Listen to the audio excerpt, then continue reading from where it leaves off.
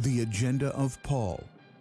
There were significant differences in the agenda of Jesus to that of Paul. One of the most important verses in the New Testament is Matthew 5:17. In 5:17, Jesus states why he is here. Matthew 5:17 through 19 says, "Don't think I came to abolish the law and the prophets. I came not to abolish them, but to fulfill them.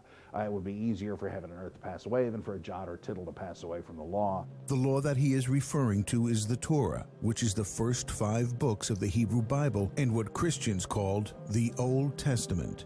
The Hebrew Bible and the prophets Jesus speaks of comprise the foundation of Judaism.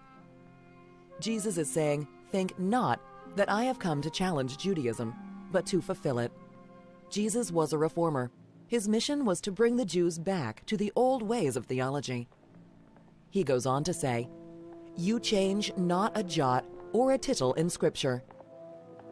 What does that mean? That means that a jot and a tittle are the little decorative squigglies that you put onto a Hebrew letter. He says you don't change it. He doesn't say you don't change a law, you don't change a philosophy or a thought or a paragraph or a word or even a letter.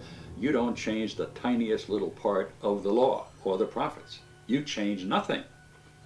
This is what he wanted, to get back to that practice of what the scriptures say. Because Jesus is depicted as rebutting in advance Christian beliefs about what Jesus came to do.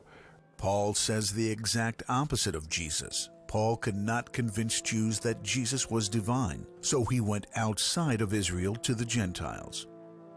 A Gentile is anyone who is not a Jew. And wasn't getting any place again for 2 main reasons. Number one was the dietary law. He restricted the things that they enjoyed and ate all the time. But the biggest one was the circumcision law. In the first century or so, most all Christians were Jews.